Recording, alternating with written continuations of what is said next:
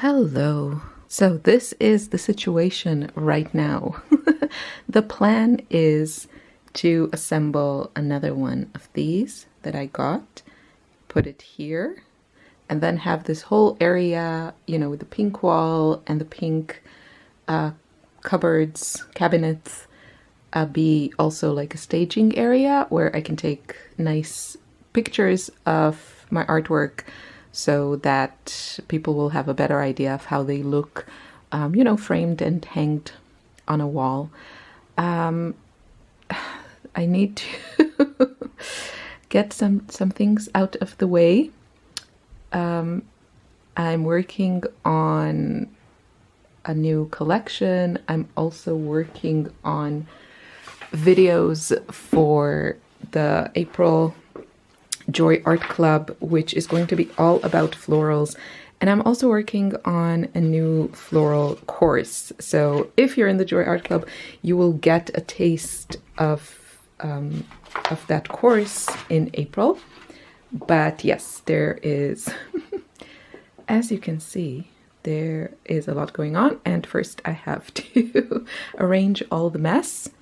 So this is real life. This is the cabinet. I have to put it together, but first I need to make some space.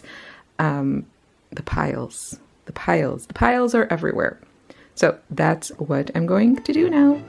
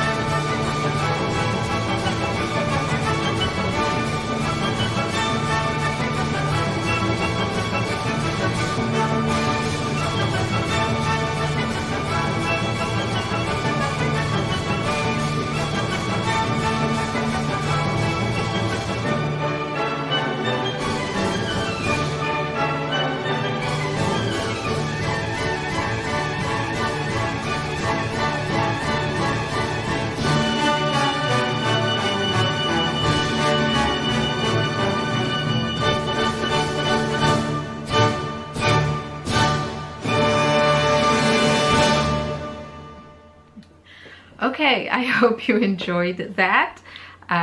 It was really okay to put this together. I don't know if you can see it, but it's a different color than this one. I actually didn't notice it. I probably should have, but that's okay. I'm not too bothered about it. Because I don't think they even have like this color available. This was also like one of the last pieces and I debated if I should get it, and then eventually I decided to get it. I just like it that I have now an even surface and I don't think it really bothers me. Yeah.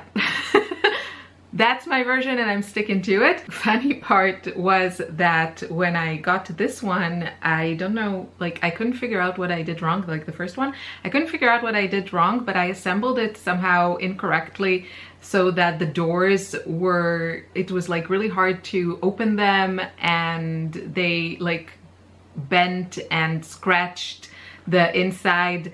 And I just couldn't figure out what I did wrong. And finally, when I put the new one together, I realized my mistake, and thankfully it wasn't too difficult to correct. So I took some of this one apart and I fixed it, and now it looks okay, and now the door is open. So it's a bit funny that I had to wait a few years and get another one to figure that one out, but better late than never.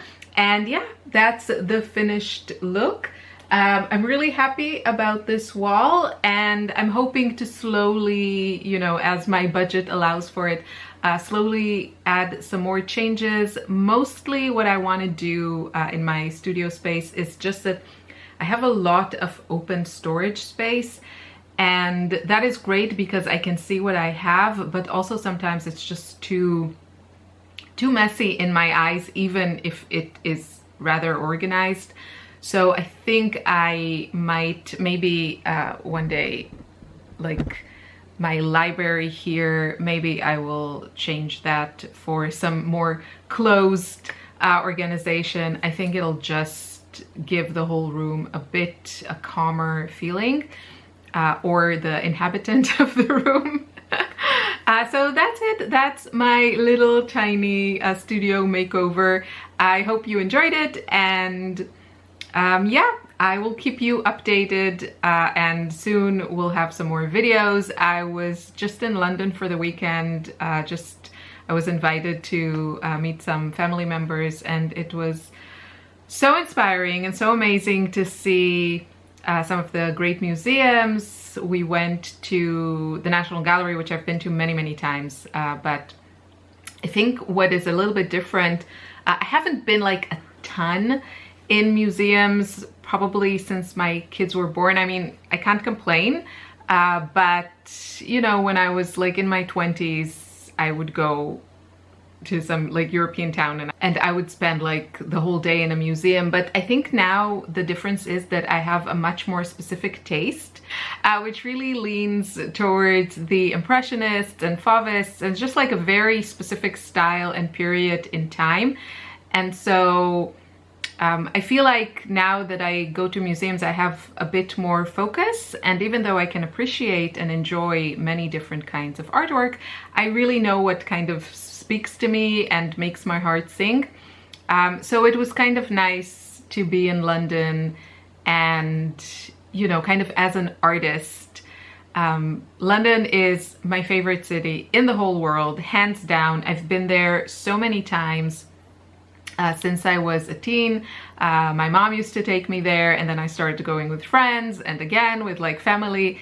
And in the last 10 years, I've only managed, I think because of COVID and my kids and everything, I've only managed to go, like this was my third time. Before that I was in 2023, I think, with my eldest. It was more of like a teenager trip, which was great, but you know, I wasn't like, we didn't go to any like art museums, which is my thing.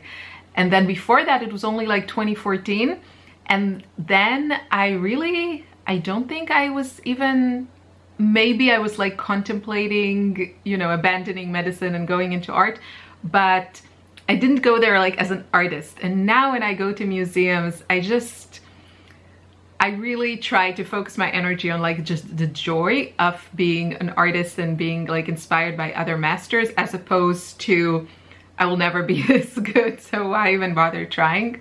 Yeah, so we went to the National Gallery. That was amazing. And then we went to the National Portrait Gallery, which was also really interesting. And I'll put some photos of like some pieces that just like stuck in my mind. I think we also went to the Courtauld Gallery, which was, I think it was my first time there. This is really, I think, my kind of museums. This is also the reason that I really love the Albertina in Vienna, because these are not huge museums. So I really feel like I can take my time and enjoy the whole museum without it being too exhausting, like, you know, the huge museums can get.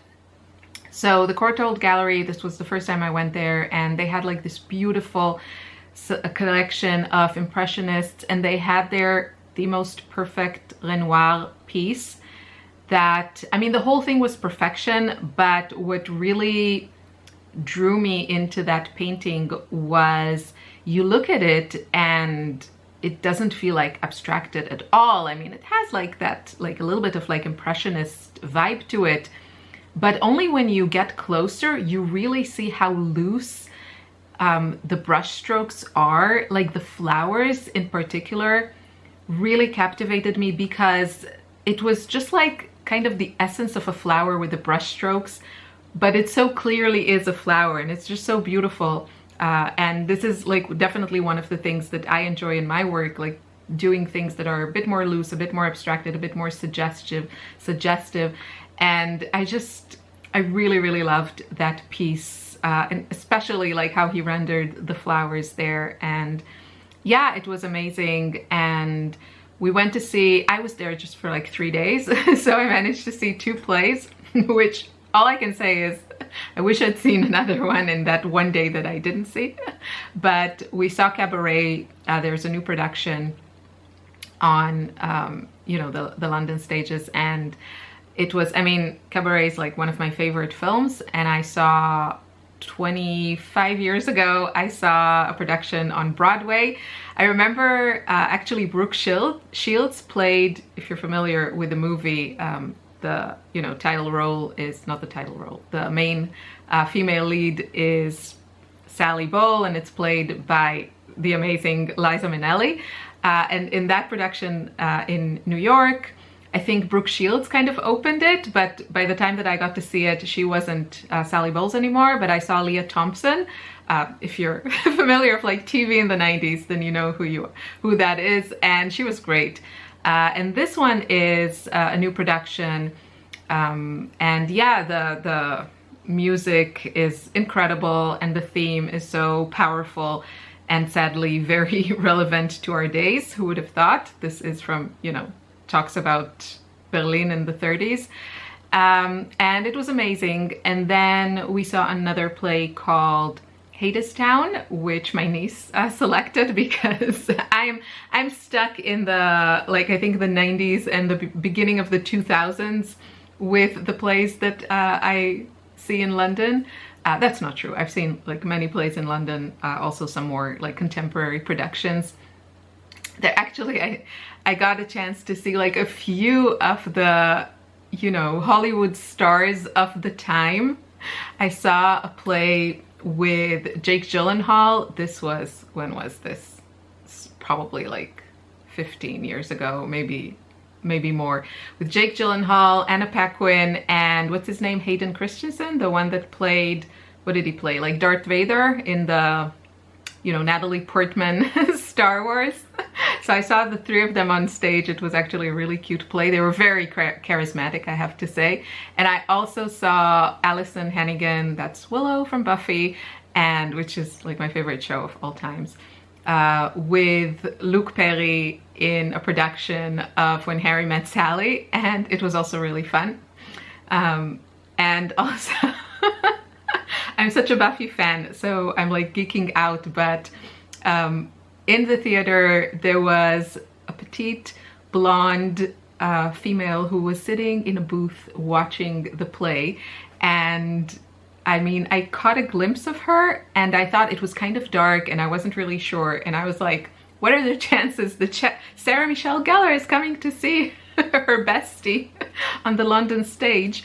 And it turns out that she was in London at that time, so I think it was her. But I was with my mom, and we were like so close to going to the, you know, the stage doors and like waiting for her there, but it was like a really dark alley and there was nobody there, so we thought, okay, maybe we're too old to be stalking Buffy. Yeah, so my point is that I love the theater, but I don't know what's currently going on in like Broadway and the West End and like also those things. So my niece picked out a more like a newer play, which is called Hadestown, and it was great. It's not like really my style of music. It's a lot of like jazz and blues, like genres that I'm less familiar with, less connected with, but you know, in the second half, as it progressed, it was really, really enjoyable. And you know, I mean, the London theater is just the actors, the level, the music, it's so wonderful. And actually in both of the plays, the orchestra, it was a small orchestra and it was on stage. So I really love that when the music and the orchestra are like such a big part of the whole experience. And yeah, I always leave London wanting more. Also in the food. Okay, my husband is not home, but okay, where we live in Austria, there's very good, like the food here is very high quality, but it is not very varied, and it is very reliant on meat and cheese, which I don't really eat. And so I really miss like Mediterranean food, and I really miss having a lot of like options of like Asian food. And so it was really great to be in London, and I think we mostly ate, I mean, we went one time to like a fish and chips place, and like I ordered the vegan fish, it was like okay, but mostly we ate Asian food, and it was so good. The last day I ate such a good ramen. Yeah, so that was also great. Yeah, so okay, this went on just like in different directions, but I will be here soon with more, you know, like straightforward art related videos. I do want to do kind of like a floral challenge in, you know, as I'm approaching launching my floral course, which will probably be in April or May, so more info on that. But I want to do like a kind of like a free challenge, so we'll see how that goes. And if you don't know yet, I have the printables. I got so many questions of people who wanted to know how I got those like cute tube prints for swatching, and so I have these as free printables. If you sign up, you get every day for 5 days a different printable. There's no sales pitch. It's just like after those 5 days, you are joined to my regular newsletter. Of course, you can subscribe at unsubscribe at any time. So there's no, you know, offer coming your way. You just get some inspiration and a printable every day for 5 days. So if you're interested in that, I will leave the link below, and I will see you in another video very soon. Take care. Bye bye.